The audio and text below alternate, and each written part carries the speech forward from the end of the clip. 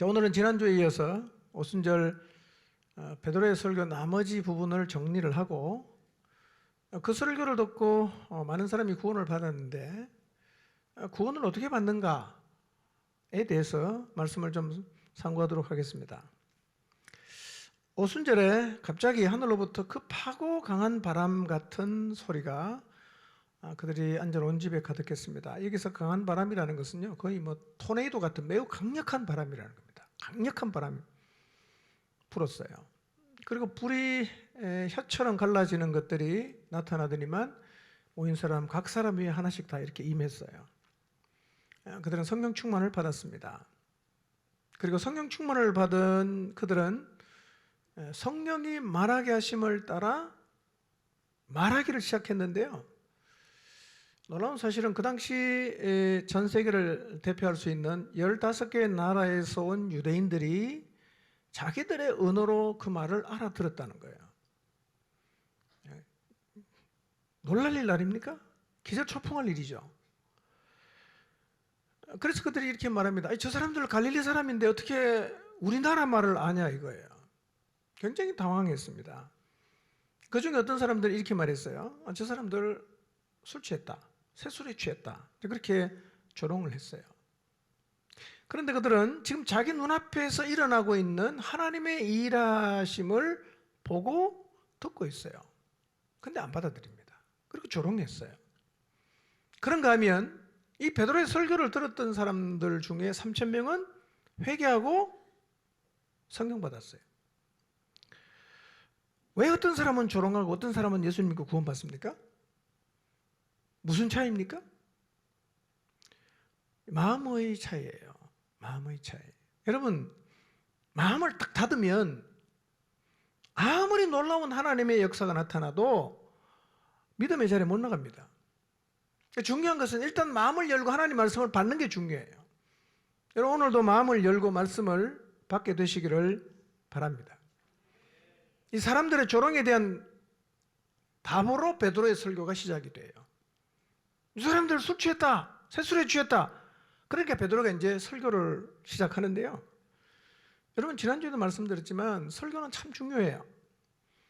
왜냐하면 이 하나님 말씀을 들을 때 우리가 믿음을 갖게 되기 때문입니다.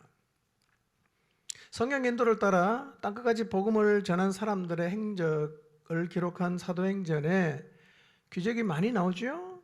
근데 기적보다 더 많이 나오는 게 뭐라고요? 설교예요. 설교. 복음 전파의 역사는 땅끝까지 복음이 전파되는 일은 기적이 아니라 뭘 통해 이루어진다고요?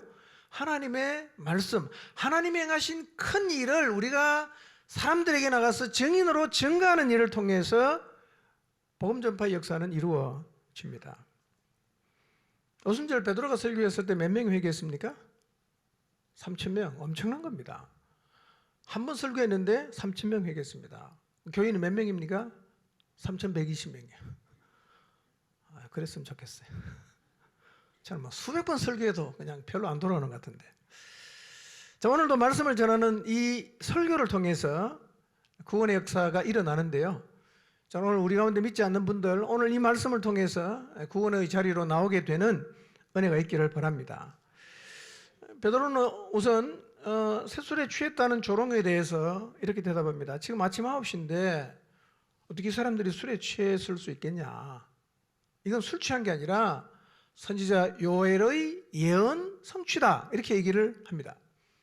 하나님이 요엘을 통해서 말세에 내가 내 영을 모든 육체에 부어주겠다고 하신 그 예언이 지금 성취된 것이다. 그리고 또 계속 이루어져야 될 예언이 있죠. 성령을 받으면 자녀들이 예언하고 청년들은 환상을 보고 아비들은 꿈을 꾸게 될 것이라고 했는데요. 이제 이 예언은 우리 모두의 삶 가운데서 성취가 되어야 합니다. 악한 세상이죠. 거짓된 가치가 너무 많지만 우리의 자녀들이 하나님의 말씀을 말하게 되고 우리의 젊은이가 하나님의 꿈을 갖게 되고 늙은 우리의 아비들이 꿈을 꾸는 일들이 일어나야 합니다. 성령 충만하면 그런 일은 우리 모두의 삶 가운데서 일어납니다. 그리고 성령이 오시면 우리의 삶을 통해서도 기사와 징조들이 일어나야 합니다. 여러분, 성경을 모신 사람의 삶에서는 오늘도 기적이 일어납니다. 한계 안에 갇히지 마시기를 바랍니다. 성경에는 그랬지만 이게 말이 되는 얘기냐? 성경이 그렇게 말했지만 해보니까 안 되더라. 이렇게 늘 안 된다, 못한다, 할 수 없다 이런 얘기를 하지 마시고요. 하나님의 약속을 붙잡고 하나님의 기적을 기대하는 마음으로 나가야 합니다. 왜냐하면 그 놀라운 역사를 일으킬 성령께서 이미 우리에게 오셨기 때문입니다. 그분은 지금 우리 안에 계십니다. 여러분, 성령이 오셨다는 것은 정말 놀라운 일입니다. 이제 그 요엘의 예언이 우리 모두의 삶 가운데서 성취되어야 합니다. 오순절의 역사가 지금 그들 눈앞에서 펼쳐지고 있는 그 신기한 일들이 요엘의 예언 성취임을 설명한 베드로가 두 번째 주제로 넘어갑니다. 두 번째 주제는 뭐냐? 21절에 이렇게 말했거든요. 누구든지 주의 이름을 부르는 자는 구원을 받으리라 그랬습니다. 그 주가 누구냐는 거예요. 부르면 구원을 받게 하는 주가 누구인가? 그것이 22절에서 24절에 설명되고 있습니다. 그게 누구냐면 나사렛 예수라는 거예요. 여러분, 성령 충만을 입은 베드로는 성령을 증거하질 않아요. 누굴 증거합니까? 예수님을 증거합니다. 여러분, 이 말은 성령의 사역과 예수님이 이루어놓으신 구속 사역이 별개가 아니라는 거예요. 따로 놀지 않습니다. 성령이 뭘 하시느냐? 그분은 오셔서 우리에게 예수님 말씀을 생각나게 해요. 그분은 우리에게 예수님을 증거하게 하십니다. 그분은 예수님에게 들은 얘기만 우리에게 해줘요. 그러니까 그 성령의 역사와 예수 그리스도의 역사는 절대로 다르지 않습니다. 한 길이에요. 한 통속이란 말이에요. 베드로는 예수님의 구속 사역을 세 가지로 정리했습니다. 하나는 뭐냐? 지상에서 그분이 어떻게 사셨는가? 그 다음에 그분의 십자가를 지신 얘기, 그리고 사망에서 부활하시는 사역으로 정리해서 설명을 합니다. 근데 부활이 너무 중요하니까 25절부터 길게 부활에 대해서 설명을 하고 있습니다. 왜 부활이 중요합니까? 부활은 메시아 표징이에요. 그리고 부활은 예수님이 주님이심을 믿을 수 있는 가장 확실한 증거예요. 그래서 베드로는 그의 설교 가운데서 부활을 가장 많은 부분을 할애해서 설명하고 있습니다. 오늘 우리가 같이 좀 살펴보도록 하겠습니다. 24절을 한번 잠깐 볼까요? 읽어봅니다. 시작. 하나님께서 그를 사망의 고통에서 풀어 살리셨으니 이는 그가 사망에 매여 있을 수 없었음이라. 네. 이는 그가 사망에 매여 있을 수 없었음이라 그랬어요. 여러분, 예수님은 처음부터 사망에 매여 있을 분이 아니에요. 사망이 그를 붙잡아 놓을 수가 없어요. 이유가 뭡니까? 그분이 하나님이시기 때문입니다. 오늘 예수님을 믿는 우리도 사망이 우리를 맬 수가 없습니다. 사망이 우리를 향해 독침을 쏘지만 그 독침은 힘이 없어요. 우리는 사망에 매여 있을 수가 없어요. 그렇게 베드로는 계속 설명합니다. 자기 자신들이 부활의 증인이에요. 부활하신 예수님을 여러 번 만났잖아요. 그리고 감람산에서 마지막 예수님이 성천하실 때 마지막 말씀을 듣고 그분이 하늘로 올라가시는 장면까지 목격했던 사람들이죠. 베드로가 이렇게 말하는 거예요. 이 예수 그리스도의 부활과 성천은 우연한 일이 아니라는 거예요. 이게 예언의 성취라고 얘기합니다. 그리고 어떤 예언이 어떻게 성취되었는가를 25절부터 쭉 설명을 해요. 자, 25절부터 28절 한번 읽어봅니다. 시작. 다윗이 그를 가리켜 이르되 내가 항상 내 앞에 계신 주를 배웠으며 나로 요동하지 않게 하기 위하여 그가 내 우편에 계시도다. 그러므로 내 마음이 기뻐하였고 내 혀도 즐거워하였으며 육체도 희망에 거하리니 이는 내 영혼을 음부에 버리지 아니하시며 주의 거룩한 자로 썩음을 당하지 않게 하실 것이미로다. 주께서 생명의 길을 내게 보이셨으니 주 앞에서 내게 기쁨이 충만하게 하시리로다 하였으므로. 아멘. 여러분, 주중에요, 베드로의 설교를 한번 여러 번 읽어보세요. 그럼 다 이해가 돼요. 아, 이렇게 됐구나. 충분히 이해할 수 있습니다. 이게 복음의 핵심이에요. 예. 이게 하나님이 행하신 큰 일의 핵심입니다. 지금 25절부터 28절에 있는 말씀은요, 시편 16편 8절에서 11절의 말씀의 인용이에요. 여러분, 그때는 성경도 없었거든요. 우리처럼 이렇게 베드로가 이렇게 성경을 들고 있지 않았어요. 그리고 그때는 뭐 책값이 워낙 비싸기 때문에요. 그 아무나 책을 소장할 수가 없는 시대입니다. 베드로 갈릴리 출신 아닙니까? 고기 잡는 사람이었잖아. 어떻게 베드로가 말이에요, 설교를 하면서 요엘을 인용할 수가 있었을까요? 어떻게 시편을 이렇게 인용할 수가 있었을까요? 누가 하신 거예요? 성령이 하신 거예요. 생각나게 하신 거죠. 다윗은 예언의 영을 통해서 그분의 부활을 예언을 했어요. 그리고 베드로의 설교는 요지는 이겁니다. 이 다윗을 통해 예언된 부활이 예수 그리스도를 통해서, 나사렛 예수를 통해서 성취되었다라고 지금 얘기를 하고 있습니다. 자, 25절을 보시면 다윗은 어떻게 살았는가? 항상 자기 앞에 계신 주님을 뵙고 살았다, 그렇게 말을 하고 있습니다. 내 앞에 계신 주를 뵙고 살았다. 그리고 나를 요동하지 않게 하시려고 하나님은 늘 자기 우편에 계신다고 고백을 했습니다. 여러분, 이 다윗의 고백은 우리의 고백이 되어야 합니다. 우리도 우리와 항상 함께 하시는 주님을 뵙고 살아야 되고, 그 하나님으로 인해서 요동하지 않아야 합니다. 여러분, 하나님은 우리가 요동하지 않기를 원하세요. 근데 성령 받기 전에 베드로를 포함한 12명의 제자가 어떻게 했어요? 두려움에 떨었습니다. 굉장히 요동했어요. 다 도망갔잖아. 어디 숨어 있는데 너무 겁나니까 문을 다 잠궈놓고 숨어 있어요. 이렇게 요동하고 두려움에 떨던 제자들이 언제부터 담대해졌습니까? 성령을 받고 난 후부터는 얼마나 마음에 하나님의 평강이 있는지 요동하질 않아요. 그리고 똑같은 사람 앞에서 확신차게 지금 복음의 증인으로 복음을 외치고 있어요. 여러분, 성령이 오시면 우리도 요동하지 않을 수가 있어요. 성령이 오시면 우리도 확신차게 살 수가 있습니다. 혹시 지금 여러분의 마음이 요동하고 있습니까? 여러분이 처한 힘든 상황을 돌아보면서, 제자리 찾지 못하는 자녀를 돌아보면서, 경제적인 상황이 어려운 것 때문에, 혹은 잃어버린 건강 때문에 두려워하고 불안해하고 마음이 요동하고 있습니까? 하나님께 맡기지도 못하고 하나님께 피하지도 못하고 여전히 나를 붙잡아줄, 내 문제를 해결해줄 그 무엇을 찾느라 여기저기를 기웃거리고 계시진 않습니까? 여러분, 기억하십시오. 하나님이 우리와 함께 하십니다. 함께 계시는 주님 때문에 요동하지 않게 되시기를 바랍니다. 여러분, 우리 인생 언제 죽을지 압니까? 앞으로 무슨 일을 만날지 압니까? 여러분이 하고 있는 사업은 어떻게 될지 아나요? 여러분의 자녀는 어떻게 될지 압니까? 몰라요. 그러나 우리 인생은 우리와 함께 하시는 하나님의 손에 달려있다는 사실을 믿으시기를 바랍니다. 우리의 생사화복, 생사화복이 뭡니까? 살고 죽고 화를 당하고 복을 받는 거 어디에 달려있어요? 여러분, 운에 달려있는 게 아니에요. 하나님의 손에 달려있다는 사실을 잊지 마시기를 바랍니다. 우리의 살고 죽는 것, 복받고 저주받는 것, 운이 좋아서 받는 게 아니고 내가 좀 더 노력한다고 되는 게 아니라 이것은 전적으로 하나님의 손에 달려있다는 사실을 믿으시고 요동하지 마시기를 바랍니다.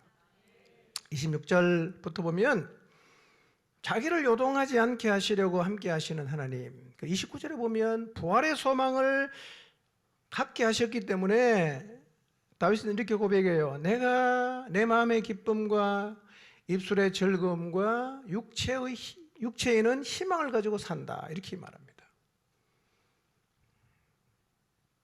여러분, 기쁘십니까? 여러분의 혀는 즐겁습니까? 여러분의 육체는 희망을 갖고 있습니까? 어떻게 기쁘고 즐겁고 희망을 가지고 살 수가 있을까요? 여러분, 뭘 가지면 만족할 것 같습니까? 돈 많이 가지면 만족할 것 같습니까? 돈이 진정한 만족을 준다면 왜 돈 많은 사람이 자살합니까? 돈이 진정한 만족을 주면 부자가 왜 이혼을 합니까? 권력이 만족을 줍니까? 명예가 만족을 줍니까? 우리는 그게 만족을 준다고 믿어요. 그래서 인생을 다 걸고 그걸 잡으려고 합니다. 그러나 그것들은 이미 가진 사람의 삶을 보니까 인간에게 만족을 주질 못합니다. 우리의 만족이 어디에서 나옵니까? 언제나 우리와 함께 하시는 하나님, 우리의 영혼을 엄부에 버리지 않고 구원의 길로, 영생의 길로 이끄시는 하나님 때문에 우리가 기뻐하고 즐거워하고 희망을 가지고 살아갈 수가 있습니다. 하나님 안에 있으면 그리고 영생의 소망을 갖고 있다면 우리는 돈이 없어도, 권력을 갖지 않아도, 명예를 갖지 않아도 기쁘고 즐겁고 희망을 가지고 살아갈 수가 있습니다. 여러분, 특히 다윗은 이렇게 표현을 해요. 육체도 희망에 거했다, 이렇게 말합니다. 여러분, 우리 육체에 희망이 있습니까? 육체는 후패하죠. 나이가 들면 병이 듭니다. 늙어가죠. 육체에 무슨 희망이 있어요? 그러나 아직도 여기는 희망이 있다고 생각하는 분이 있는 것 같아요. 언제입니까? 젊을 때요. 젊을 때는 뭐 육체에 희망이 있다고 믿어요. 좀 시간 지나보세요. 점점 육체에는 희망이 없다는 사실을 여러분이 깨닫게 될 것입니다. 육체는 희망이 없어요. 그런데 어떻게 다윗은 육체도 희망을 가지고 살았을까요? 어떻게 육체도 희망을 가져요? 늙는데, 병이 드는데, 죽을 수도 있는데 어떻게 육체가 희망을 가질 수 있어요? 부활 때문입니다. 부활. 여러분, 우리의 영혼이 부활하는 게 아니라 우리의 몸이 부활합니다. 만약에 영혼이 부활한다면 예수님께서 십자가에서 죽으시고 3일 만에 부활하셔서 영만 부활했으면 육은 거기 남아 있어야 돼요. 근데 무덤에 빈 무덤이었어요. 몸의 부활을 믿으시기를 바랍니다. 어떤 능력인지는 잘 모르겠어요. 아마 예수님처럼 그분이 첫 열매니까 우리도 그렇게 부활할 것입니다. 자, 고린도전서 13장 12절 한번 봅시다. 읽습니다. 시작. 우리가 지금은 거울로 보는 것 같이 희미하나 그때에는 얼굴과 얼굴을 대하여 볼 것이요 지금은 내가 부분적으로 아나 그때에는 주께서 나를 아신 것 같이 내가 온전히 알리라. 자, 이 본문을 잘 보시면 지금과 그때라는 말이 나와요. 자, 지금이 몇 번 나옵니까? 몇 번 나옵니까? 2번 나오죠? 그때는 몇 번 나오죠? 2번 나오죠. 그러니까 지금은 어떻다고 설명합니까? 지금은 우리 하나님을 알긴 하는데 거울로 보는 것처럼 희미해요. 그 다음에 우리가 뭘 다 안다고 생각하지만 사실은 성경은 이렇게 말합니다. 지금은 부분적으로밖에 몰라요. 어떤 몸으로 부활할까? 천국 가면 어떨까? 그냥 뭐 성경을 통해서 짐작은 하지만 잘 몰라요. 부분적으로 아는 거예요. 그때는 어떻습니까? 그때는 얼굴과 얼굴을 대하여 보는 것처럼 볼 수 있어요. 잘 볼 수 있습니다. 그 다음에 주께서 나를 아신 것처럼 온전히 알게 돼요. 근데 사실은 성경에 말하지 않고 있는 게 많거든요. 성경에 말하지 않는 건 잘 몰라요. 그러나 그때는 다 알게 돼요. 온전히 알게 된다는 거예요. 지금은 언제입니까? 육체를 가지고 사는 때예요. 우리가 육을 가지고 사는 때는 희미해요. 뭐 다 아는 것 같지만 사실은 부분적으로밖에 몰라요. 그러나 그때는 언제입니까? 주님과 함께 거하는 때예요. 죽음의 강을 건너가 부활해서 주님과 함께 사는 그때. 그때는 얼굴과 얼굴을 보는 것처럼 볼 수 있고 주님이 우리를 아시는 것처럼 우리가 온전히 알게 된다고 말했어요. 우리는 지금 어디에 서 있습니까? 지금의 자리에 서 있어요. 언젠가 우리는 죽음을 통해서 부활을 통해서 그때로 나갑니다. 지금에서 그때로 나가요. 그런데 중요한 것은 지금과 그때는 분리된 게 아니라는 거예요. 이게 하나예요.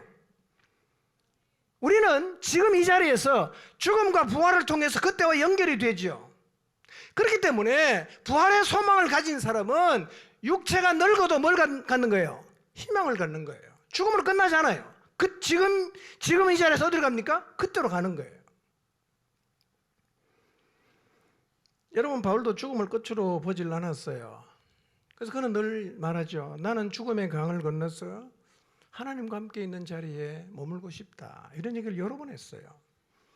우리 육체도요, 언젠가는 여러 이유로 죽음의 강을 건너겠죠. 그러나 죽음의 강을 건너고 모든 것이 소멸되거나 없어지는 게 아니라 그때로 나가는 거예요. 완전한 곳, 얼굴과 얼굴을 대하여 보는 곳, 부분적으로 알지만 온전히 알 수 있는 곳, 죽음과 부활을 통해서 우리는 그곳으로 갑니다. 그런데 지금과 그때는 어떻다고요? 하나예요. 그러니까 육체가 뭘 가지고 있어요? 희망 가지고 있습니다. 여러분의 육체도 희망을 가지고 살아가게 되시기를 바랍니다. 자, 27절 29절 봅니다. 시작. 이는 내 영혼을 음부에 버리지 아니하시며 주의 거룩한 자로 썩음을 당하지 않게 하실 것이미로다. 주께서 생명의 길을 내게 보이셨으니 주 앞에서 내게 기쁨이 충만하게 하시리로다 하였으므로 형제들아 내가 조상 다윗에 대하여 담대히 말할 수 있노니 다윗이 죽어 장사되어 그 묘가 오늘까지 우리 중에 있도다. 자, 27절에서 이는 내 영혼을 음부에 버리지 아니하시며 주의 거룩한 자로 썩음을 당하지 않게 하실 것이미로다. 주께서 생명의 길을 내게 보이셨으니 주 앞에서 내게 기쁨이 충만하게 하시리로다 하였으므로 라고 얘기를 했어요. 이 얘기 누가 했어요? 다윗이 했어요. 근데 다윗 자신을 향해서 하는 얘기는 아니에요. 왜냐하면 29절에 말하죠. 다윗은 죽었어요. 장사됐습니다. 그 묘가 지금 실로암 못 남쪽에 있어요. 그리고 그 육체는 썩었습니다. 그럼 이거 누구 얘기하는 거죠? 자, 31절 한번 볼까요? 31절. 시작. 감사합니다. 시작. 미리 본고로 그리스도의 부활을 말하되 그가 음부에 버림이 되지 않고 그의 육신이 썩음을 당하지 아니하시리라 하더니 이 예수를 하나님이 살렸다 그랬어요. 그러니까 다윗이 27절 8절에서 음부에 버리지 않고 거룩한 자가 썩음을 당치 않는다고 말한 것은 누구를 얘기하는 거예요? 그리스도를 얘기하는 거예요. 메시아를 향한 예언이라는 겁니다. 그러니까 이 시편 18편에서 다윗은 누굴 얘기합니까? 그리스도의 부활을 얘기하고 있어요. 자, 그런데 한번 생각해 보세요. 다윗이 어떻게 부활을 얘기할 수 있죠? 부활. 구약에서 죽은 자가 살아난 경우 3번 있어요. 사라바 과부 아들, 수넴 여인 아들, 엘리사의 시체가 닿았던 사람 3명이 살아났어요. 근데 이 부활은 또 죽기 때문에 우리가 기대하는, 우리가 받게 될 영원한 부활과는 본질적으로 달라요. 여러분, 구약에서 부활 사상이 어렴풋이 나타나긴 한데 그렇다고 해도 다윗이 메시아가 와서 육체가 썩음을 당하지 않고 부활할 것이라는 이 영원한 생명을 얘기한 것은 놀라운 일이에요. 어떻게 다윗이 이걸 말할 수 있었을까요? 그래서 성경은 이렇게 말해요. 그는 선지자다. 선지자다 이거예요. 자, 30절부터 봅니다. 시작. 그는 선지자라 하나님이 이미 맹세하사 그 자손 중에서 한 사람을 그 위에 앉게 하리라 하심을 알고 미리 본고로 그리스도의 부활을 말하되 그가 음부에 버림이 되지 않고 그의 육신이 썩음을 당하지 아니하더니 이 예수를 하나님이 살리신지라 우리가 다 이 일의 증인이로다. 예, 결국 이 얘기는 뭡니까? 다윗이 예언한 그리스도는 누구다? 예수라는 거예요. 우리가 이 증인이다, 부활의 증인이다 이렇게 얘기를 하고 있습니다. 여러분, 다윗은 왕이었죠. 아주 훌륭한 왕이었습니다. 그러나 그는 동시에 선지자였어요. 그는 그의 후손 가운데서 한 사람을 그의 왕자에 앉히겠다고 하나님이 맹세하신 것을 알았어요. 그리고 그리스도의 부활을 미리 내다보았습니다. 31절 그렇죠. 미리 봤어요. 다윗은 그리스도가 오면 지옥에 버려지지 않고 그의 육체가 썩음을 당하지 않을 거라고 예언했습니다. 메시아가 어떤 사람인가? 그는 죽지만 썩지 않고 부활하는 사람이에요. 누굽니까? 예수님이에요. 그래서 다윗의 시편을 인용해서 베드로는 다윗이 예언했던 그리스도가 누구라고 얘기합니까? 예수다. 그리고 우리는 뭐다? 이 부활의 증인이다. 이렇게 얘기하는 거예요. 여러분, 예수님이 구원자임을 믿으시길 바랍니다. 그분의 부활이, 그분이 하나님이 보내신 구원자임을 보여주는 가장 확실한 증거예요. 자, 이 예언이 언제 됐냐? 1000년 전에 했어요. 1000년 전에. 1000년이 지난 후에 이 예언이 이루어졌어요.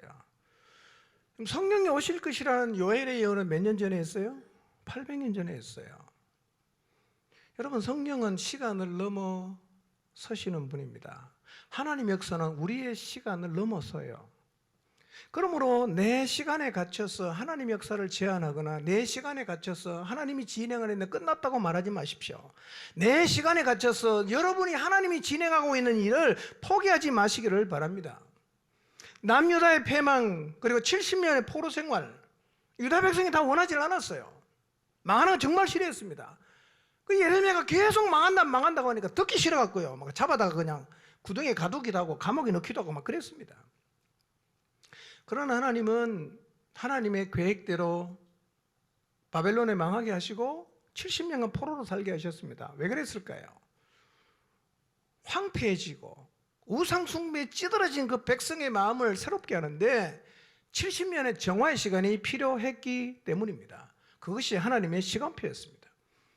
그리고 하나님은 그 시간표대로 70년이 지난 다음에 바사왕 고레스를 통해서 다시 돌아오게 하시고 성전을 재건하게 하셨습니다. 여러분, 하나님의 시간표가 있습니다. 그분은 그 시간표대로 지금도 일을 진행하십니다. 하나님의 시간이 절대로 옳다는 사실을 믿으시기를 바랍니다. 오늘 우리에게도 마찬가지입니다. 하나님은 우리 각 사람의 인생을 그분의 시간표대로 이끌어 가십니다. 하나님의 시간이 옳음을 믿고 요동하지 않는 하루하루를 살아가시기를 바랍니다. 여러분, 그리스도는 죽음으로 끝나지 않았어요. 그는 죽음으로 썩음을 당치 않았습니다. 그분은 부활하셨어요. 기억하십시오. 십자가가 전부가 아니에요. 십자가는 복음의 반쪽입니다. 뭐가 있죠? 부활이 있어요. 누가복음 9장 23절에 보면 예수님께서 이렇게 말씀하셨어요. 아무든지 나를 따라오려거든 자기를 부인하고 날마다 제 십자가를 지고 따를 것이니라 그랬어요. 여러분, 십자가를 날마다 지고 가는 삶이 힘드십니까? 억울하십니까? 아니, 나도 좀 세상에 나가서 즐겁게 살고 싶고 좀 누리고 살고 싶은데 왜 예수님은 이 땅에 사는 동안 늘 십자가를 지고 따르라고 하셨는가? 나 이게 너무 싫다. 혹시 그런 생각을 하시는 분 계십니까? 우리가 한 번밖에 없는 인생을 십자가를 지고 살 수 있는 이유가 무엇입니까? 부활이 있기 때문입니다. 부활의 소망을 가지고 이 땅에서 십자가를 지고 주님을 따라가는 것을 억울해하지 마시기를 바랍니다. 원통해하지 마십시오. 부활이 있어요. 십자가는 반쪽입니다. 주님 말씀대로 이 땅에 사는 동안 날마다 자기를 부인하고 십자가를 지고 주님을 따르시기를 바랍니다. 베드로가요, 이 다윗의 예언을 설명하면서 부활하신 예수 그리스도가 구원자라고 말합니다. 우리가 증인이라고 외쳐요. 여러분, 성령이 오시면 복음의 증인이 될 거라고 사도행전 1장 8절에서 말씀하셨지 않습니까? 근데 그 말씀 그대로 성령을 받은 제자가 지금 뭐가 되고 있어요? 복음의 증인이 되고 있습니다. 여러분, 성령 받은 우리도 이 부활의 증인이 되어야 합니다. 증인으로 사는 것은 우리의 사명이에요. 선택이 아닙니다. 사명이에요. 잊지 마시기 바랍니다. 33절부터 봅니다. 있습니다. 시작. 하나님이 오른손으로 예수를 높이심에 그가 약속하신 성령을 아버지께 받아서 너희가 보고 듣는 이것을 부어주셨느니라. 다윗은 하늘에 올라가지 못하였으나 친히 말하여 이르되 주께서 내 주에게 말씀하시기를 내가 내 원수로 내 발등상이 되게 하기까지 너는 내 우편에 앉아 있으라 하셨도다 하였으니 그런즉 이스라엘 온 집은 확실히 알지니 너희가 십자가에 못 박은 이 예수를 하나님이 주와 그리스도가 되게 하셨느니라 하니라. 네. 우리가 부활의 증인입니다. 그리고 설교를 이렇게 마무리해요. 하나님이 오른손으로 예수를 높이셨습니다. 그리고 그가 약속하신 성령을 아버지께 받아서 지금 너희가 보고 듣고 있는 이런 현상이 일어나고 있다라고 외칩니다. 그리고 34절 35절은요 시편 110편 1절의 인용입니다. 또 달라요. 여기는 뭘 이야기하느냐면 예수님의 성천을 얘기해요. 성천. 하나님이 예수님에게 이렇게 말씀하셨어요.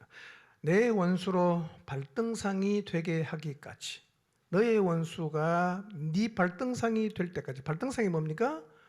발판입니다. 발판. 바른다는 거죠. 그러니까 뭐예요? 완전히 항복시킨다 이 말입니다. 너의 원수를 완전히 항복시킬 때까지 너는 내 우편에 앉아 있으라 고 하셨는데, 이 부활하신 예수님은 감람산에 어떻게 하셨어요? 하늘 올라가셨어요. 보좌 우편에 앉아 계신다는 거예요. 베드로는 지금 요엘의 예언과 시편을 인용해서 예수 그리스도의 부활과 성천 그리고 성령의 오심을 증언합니다. 그리고 이렇게 말해요. 너희가 십자가에 못 박은 이 예수가 바로 다윗을 통해 예언된 뭐다? 메시아다, 구원자다. 얼마나 무서운 얘기입니까? 너희가 하나님을 죽였다는 거예요. 얼마나 무서운 얘기입니까? 얼마나 살뜰린 얘기예요. 여러분, 지금 예수님이 돌아가신 지 정확히 말하면 53일밖에 안 지났어요. 예수님이 죽으시고 3일 만에 부활하시고 40일 계시고 성천하시고 10일 만에 오셨잖아. 그럼 며칠 지났어요? 오순절이니까 53일밖에 안 지났어요. 근데 베드로가 이렇게 놀라운 설교를 해요. 무조건 믿어라 이렇게 얘기하는 게 아니라요, 십자가의 죽음과 부활과 성천 그리고 성령의 오심을 구약 성경을 해석하면서 얘기합니다. 그리고 결론이 뭐냐? 바로 이 예수가, 너희가 십자가에 못 박아 죽인 이 예수가 우리의 주님이시고 우리의 구원자이시다. 이렇게 설교를 마쳐요. 여러분, 이 베드로의 설교가 사실이라면 유대인들이 지금 누굴 죽였어요? 하나님을 죽인 거예요. 하나님을 죽였어요. 이 설교를 듣고 사람들이 어떻게 반응했을까요? 이 설교를 듣고 몇 명이나 예수님 믿었을까요? 여러분, 한번 2장의 베드로 설교 다시 읽어보십시오. 너무나 원색적이에요. 무슨 평안해라, 뭐 복받아라 이런 얘기 하나도 없습니다. 원색적으로 하나님이 행하셨던 큰 일을 딱 정리해서 얘기를 했어요. 이런 얘기 듣고 누가 예수님 믿겠어요? 이런 얘기 듣고 누가 교회를 나오겠어요? 사람들은 그렇게 생각해요. 반대입니다. 베드로가 이 설교했어요. 누가 역사합니까? 성령이 역사합니다. 몇 명이 회개합니까? 3,000명이 회개했습니다. 여러분, 구원은 설득해서 받는 게 아니에요. 좋은 게 좋다고 사람 마음 구슬려서 교회에 머물게 할 수는 없어요. 그건 소용없는 일입니다. 하나님이 행하신 큰 일을 말해야 돼요. 그게 베드로의 설교입니다. 자, 37절부터 한번 볼까요? 시작. 그들이 이 말을 듣고 마음에 찔려 베드로와 다른 사도들에게 물어 이르되 형제들아 우리가 어찌할꼬 하거늘 베드로가 이르되 너희가 회개하여 각각 예수 그리스도의 이름으로 침례를 받고 죄 사함을 받으라. 그리하면 성령의 선물을 받으리니 이 약속은 너희와 너희 자녀와 모든 먼데 사람 곧 주 우리 하나님이 얼마든지 부르시는 자들에게 한 것이 또 여러 말로 확증하며 권하여 이르되 너희가 이 패역한 세대에서 구원을 받으라 하니 그 말을 받은 사람들은 침례를 받음에 이날에 신도의 수가 3,000이나 더하더라. 그들이 사도의 가르침을 받아 서로 교제하고 떡을 떼며 오로지 기도하기를 힘쓰니라. 자, 37절을 보시면 이 베드로가 너희가 십자가에 못 박아 죽인 예수가 그리스도다.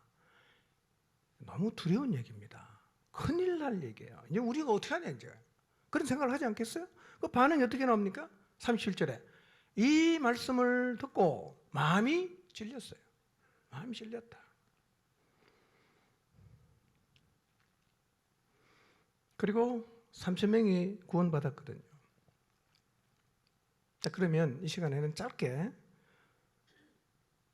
구원을 어떻게 받는가? 어떤 방식으로 우리가 구원을 받을 수 있는가에 대해서 좀 말씀을 드리겠습니다.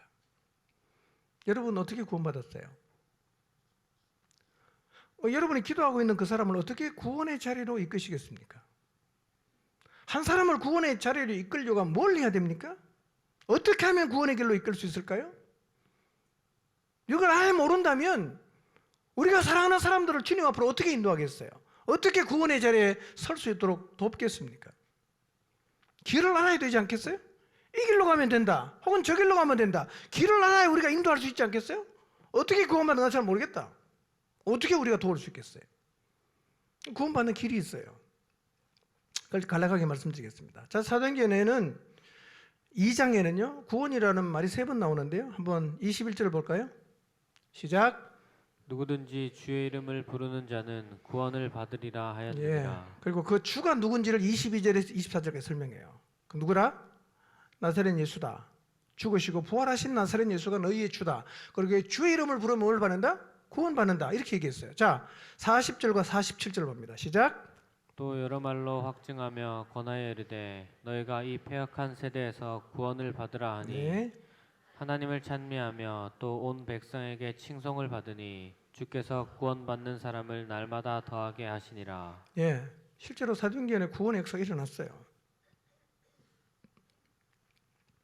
구원은요, 예수님을 주님으로 그리스도로 믿으면 받을 수 있어요.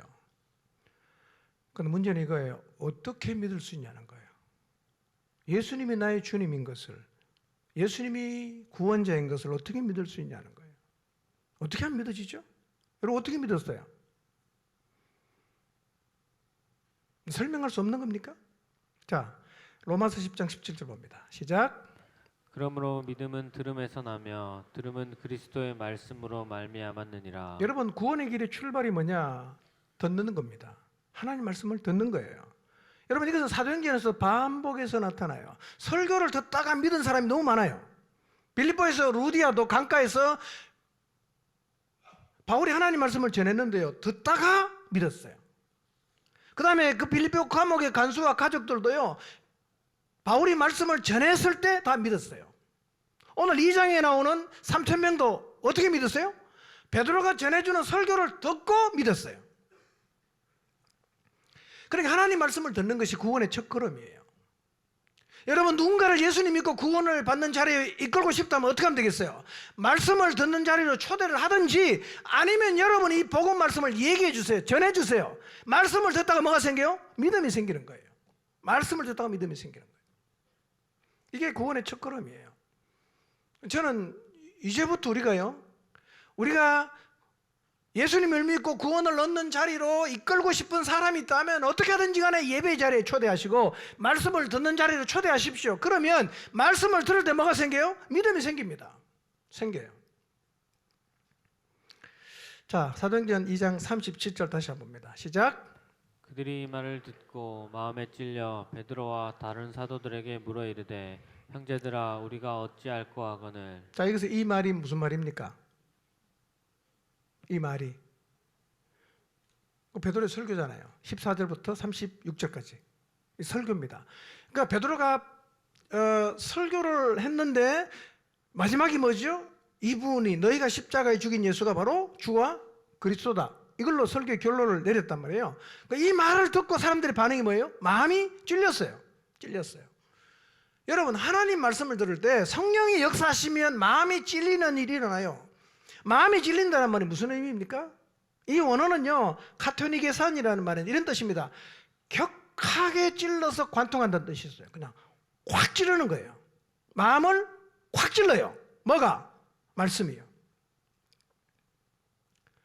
여러분 성령이 우리 가운데 일하시면요, 하나님 말씀을 들을 때 성령께서 그 사람 마음을 확 찔러요. 자, 히브리서 4장 12절 한번 봅니다. 시작. 하나님의 말씀은 살아있고 힘이 있어서 어떤 양날 칼보다도 더 날카롭습니다. 그래서 사람 속을 꿰뚫어 혼과 영을 갈라내고 관절과 골수를 갈라놓기까지 하며 마음에 품은 생각과 의도를 밝혀냅니다. 자, 하나님 말씀 듣는데 왜 마음이 찔리죠? 히브리 4장 12절은 뭐라고 말씀하십니까? 하나님 말씀은 뭐가 같다? 양날 칼보다 더 날카롭다는 거예요. 사람의 속을 꿰뚫고 혼과 영을 갈라내고 마음에 품은 생각과 의도를 확 찔러서 다 드러낸다는 거죠. 그러니까 하나님 말씀이 우리 마음을 확 찌르는 거예요. 확 찔러요. 그 마음을 찌르면 어떤 일이 일어날까요? 속에 있는 게 확 나오겠죠. 여러분 이 수술용 칼로 배를 싹 가르면 속에 있는 게 나오지 않습니까? 자, 마음을 확 찌르면 속에 있는 게 나와요. 우리 속에 뭐가 들어있을까요? 우리 속에 선한 게 들어있습니까? 우리는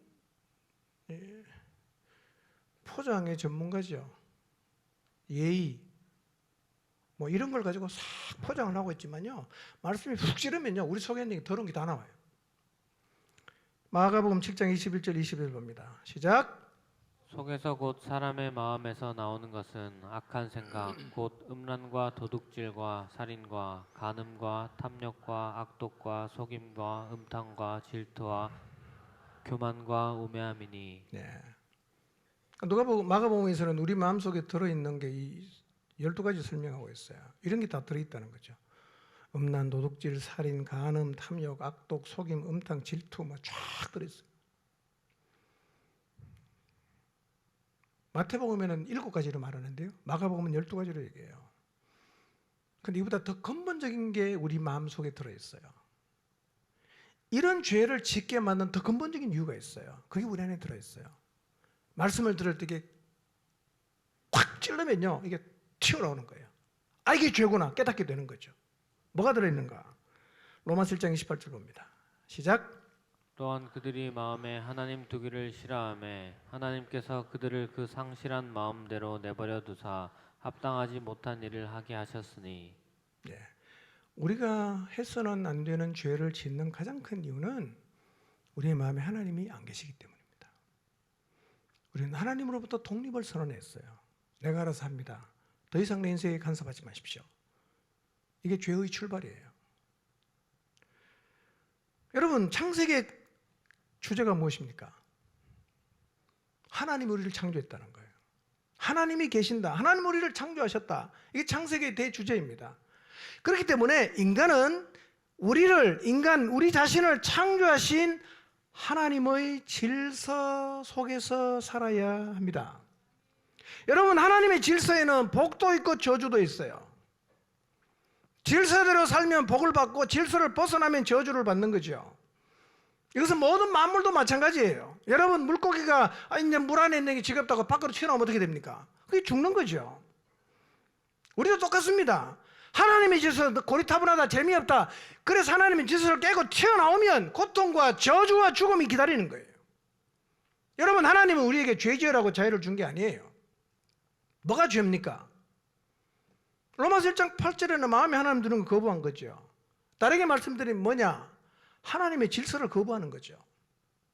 여러분, 인간은 질서를 창조하는 존재로 창조되지 않았습니다. 우리는 질서를 정할 수가 없어요. 우리는 질서 속에 살도록 지어진 존재입니다. 튀어나가면 그것은 고통과 죽음과 저주가 있을 수밖에 없습니다. 인간의 죄가 뭐냐? 하나님을 거부하면서 스스로 질서를 정했다는 거예요. 여러분, 최초의 사람 아담과 하와가 하나님 먹지 말라고 하신 선악과를 따먹었어요. 이게 무슨 의미입니까? 하나님이 세워놓은 질서를 깼다는 겁니다. 나 그 질서 속에 살고 싶지 않습니다. 나 그 질서 거부합니다. 내가 내 인생의 질서를 새롭게 만들겠습니다. 그게 죄라는 거예요. 하나님의 질서를 거부하고 자기 스스로 질서를 만든 게 바로 죄라는 것입니다. 우리는 아담과 하와가 선악과를 따먹었기 때문에 죄가 세상에 들어왔다고 하면요, 굉장히 좀 억울해하죠. 나는 선악과 안 따먹었다고. 근데 내가 왜 죄인이냐? 이렇게 반문하는 사람이 꽤 많아요. 난 선악과 안 먹었다고. 난 죄인 아니라고. 여러분, 잘 생각해 보십시오. 여러분 인생 어떻게 사셨어요? 하나님의 질서를 따라 살았습니까? 아니면 여러분 인생의 질서를 스스로 정하면서 살았고 지금도 살고 계십니까? 여러분, 그렇기 때문에 죄는 아담과 하와만의 문제가 아니라 우리 모두의 문제입니다. 하나님의 초대가 무엇입니까? 질서 안으로 들어오라는 거예요. 하나님의 질서 안으로 와라. 그래서 예수님을 주님으로 고백한다는 것은 그분의 질서 안으로 돌아간다는 얘기입니다. 이게 구원이에요. 그래서 베드로의 설교의 결론이 무엇입니까? 너희가 십자가에 못 박아 죽인 예수, 너희 스스로 질서를 정하며 살았던 삶을 청산하고 너희의 주님이신 그분에게 돌아와야 된다는 거예요. 여러분, 예수님이 주님이십니다. 예수님을 주님으로 구원자로 받아들이고 하나님의 질서 안에 들어오면 그게 뭐예요? 그게 구원이에요.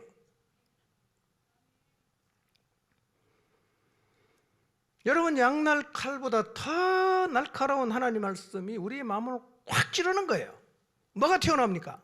죄가 튀어나오는 거예요. 내가 하나님 거부했구나. 내가 하나님의 질서 무시하고 내 인생의 질서 내가 만들었구나. 온갖 죄가 다 들어있구나. 마치 로마 군병이 예수님 옆구리를 확 찌르니까 피와 물이 나왔던 것처럼 하나님 말씀이 나를 확 찌르면요, 우리의 마음 안에 있는 죄가 다 튀어나오는 거예요. 그래서 자기가 죄인임을 깨닫게 되는 거예요. 저 설교하는 분이 나를 모르는데 어떻게 내 얘기를 저렇게 하냐? 나 한 번도 만난 적이 없는데 어떻게 내 속에 있는 얘기를 저렇게 다 까발리는가? 그렇게 얘기하는데요, 여러분, 말씀이 그렇게 하는 것이고요, 성령께서 우리 안에 그걸 깨닫게 하시는 거예요. 우리 속에 다 그런 게 들어있습니다. 그래서 말씀 듣고 찔리면요, 죄송한 거예요. 두려운 거예요. 무서운 거예요. 이런 일이 말씀을 들을 때 성령이 일하면 나타난단 말이에요. 자, 그때 사람들 어떻게 반응 보입니까? 형제들아 어찌할꼬, 형제들아 어찌할꼬. 이 자리까지 나가야 됩니다. 그래야 구원의 자리에 설 수 있어요. 내 마음에 드러난 죄를 보면서, 내 안에 어쩔 수 없는 죄성을 보면서, 그럼 나 어떻게 해야 되냐? 이런 탄식이 나와야 돼요. 이 탄식이 나와야 하나님을 붙잡고 싶은 마음이 생기고, 이 탄식이 나와야 내 질서 버리고 하나님의 질서 속으로 들어가고 싶은 마음이 생기는 거예요. 여러분, 집 나간 둘째 아들 보세요. 아버지 돈 받아서 자유롭게 살면 행복할 줄 알았죠. 열심히 그냥 방탕했습니다. 어떡합니까? 돈 다 떨어졌어요. 언제 돌아왔어요? 여러분, 그가 탄식하는 자리에 서기 전에는 돌아갈 생각을 안 했어요. 다 털어먹고, 아 이제 니랑 죽겠다, 탄식이 나왔어요. 돌아가야겠다. 그 탄식하는 자리에 섰을 때 둘째 아들이 비로소 돌아가겠다는 생각을 하게 되었어요. 여러분, 하나님 말씀 들어도요, 자기 죄를 보지 못하는 사람, 나 아직 괜찮아, 문제없어, 탄식하지 않는 사람은요 믿음의 자리에 나오질 않아요. 그러나 반대로 하나님 말씀이 내 마음을 확 찔러서 하나님 없는 내 내면을 보고 내 안에 가득한 죄를 보고 탄식하는 거예요. 어떻게 하면 좋으냐? 어떻게 하면 이 죄를 해결하냐? 이 사람이 복음을 듣고 구원의 자리로 나오게 되어 있습니다. 여러분, 말씀을 듣다가 마음이 찔리고 그리고 탄식하는 마음이 생겼다는 것은 이미 성령의 역사가 시작이 된 것입니다. 이렇게 탄식하는 사람들을 향해서 베드로가 이렇게 말해요. 38절 9절 봅니다. 시작. 베드로가 이르되 너희가 회개하여 각각 예수 그리스도의 이름으로 침례를 받고 죄 사함을 받으라. 그리하면 성령의 선물을 받으리니 이 약속은 너희와 너희 자녀와 모든 먼데 사람 곧 주 우리 하나님이 얼마든지 부르시는 자들에게 하신 것이라 하고. 베드로가 뭐라고 말합니까? 가슴이 찔렸어요. 형제들 어찌할꼬 탄식합니다. 그때 베드로가 이렇게 말했죠. 회개해라. 여러분, 말씀이 나를 찔러서 내 속에 있는 죄를 들여다본 사람, 어떻게 하면 좋으냐고 탄식하는 사람은 회개가 기독교 용어가 아닙니다. 진짜 돌아서는 거예요. 나 이렇게 사람 만나겠다, 나 돌아서겠다, 나 하나님께로 돌아간다, 진짜 회개가 되는 거예요. 회개는 세상과 단절이에요. 돌아서야 됩니다. 그리고 뭐라고 얘기합니까? 침례받아라. 침례가 어떤 의미일까요? 장례식 아닙니까? 물에 다 잠기잖아요. 우리가 장례식을 치르는 거죠. 그럼 어떻게 돼요? 성령의 선물을 받는다. 그 밑에 성경 보면 3번 적혀 있어요. 성령을 선물로 받는다. 그렇게도 번역할 수 있다는 거예요. 이런 과정을 겪고 회개하고 침례받고 죄사함 받는 사람 뭘 받아요? 그게 구원이에요. 구원이에요. 여러분, 근데 구원의 자리에 이르는데 절대적인 역할을 누가 합니까? 성령님이 하십니다. 우리의 논리가 하는 게 아니에요. 성령이 하시는 거예요. 그러니까 읽지는 않겠는데요. 여러분, 그래서 고린도전서 12장 3절은 이렇게 말합니다. 성령으로 아니하고는 누구든지 예수를 주시라 할 수 없다 그랬어요. 성령이 역사하지 않으면요, 어떤 사람도 예수님을 주님으로 고백하고 하나님의 질서로 돌아가겠습니다 이런 얘기 안 한다는 거예요. 여전히 자기가 주인이고 자기가 정해놓은 질서대로 인생을 살게 돼 있어요. 여러분, 한 번도 예수님을 주님으로 고백한 적이 없다면 그 예수님 믿는 거 아니에요. 구원 아닙니다. 로마서 8장 9절은 이렇게 말하죠. 누구든지 그리스도의 영이 없다면, 성령이 없다면 그는 그리스도의 사람이 아니라고 이렇게 말합니다. 구원의 전 과정은 누가 이끄십니까? 성령님이 이끄세요. 한 사람이 예수님을 믿고 구원 얻는 과정이 어떻습니까? 말씀 앞에 서요. 말씀을 들어 성령이 역사합니다. 마음이 찔려요. 죄가 드러납니다. 죄를 봤어요. 어찌할꼬 탄식합니다. 회개하고 돌았습니다. 내 자아가 죽었어요. 예수님 받아들입니다. 그게 뭐예요? 그 구원이에요. 그게 구원이에요. 여러분, 지금까지 신앙생활하면서 한 번도 이런 적이 없었다. 구원 못 받은 거예요. 이런 과정을 통해서 우리가 구원의 은혜를 입게 되는데, 한 사람이 예수님 믿고 구원 얻는 데는 성령 역사가 절대적으로 필요합니다. 여러분, 강력한 바람으로 성령이 임했잖아요. 그 바람이 어떤 의미라고 그랬어요? 급하고 강한 바람이라고 하지 않았습니까? 굉장히 강력하게 바람이 불었어요. 그런데 성령이 임할 때도 그랬지만 베드로가 설교할 때도 똑같이 성령의 강렬한 바람이 불었지 않겠어요? 어떻게 3,000명이 돌아오겠어요? 이 원색적인 설교를 듣고 회개했습니다. 주님으로 받아들였어요. 침례받았습니다. 저는 그날 불었던 강력한 성령의 바람이 우리 안에도 불어오기를 정말 사모합니다.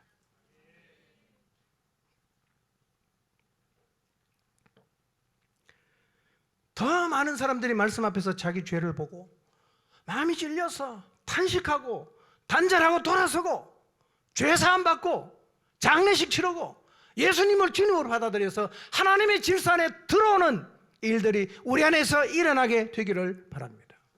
여러분, 복음 전파는 언제나 현재 진행형이죠. 아직도 얼마나 많은 사람들이 멸망을 향해 달려가고 있습니까? 그들을 건져내야 합니다. 그것이 교회의 사명입니다. 그것이 우리의 사명이에요. 성령의 역사를 삼음으로 그들을 말씀을 듣는 자리에 세워야 합니다. 우리가 기도하고 성령이 역사하신다면 하나님 말씀이 칼이되어 그들의 마음을 찔러 죄를 보고 회개하고 돌아서고 예수님을 주님으로 받아들이게 될 것입니다. 주께서 우리 공동체 구원받는 사람이 날마다 더해지게 하시도록 우리 모두가 주님이 우리에게 주신 사명인 복음의 증인 되어 살게 되기를 주님의 이름으로 축원합니다.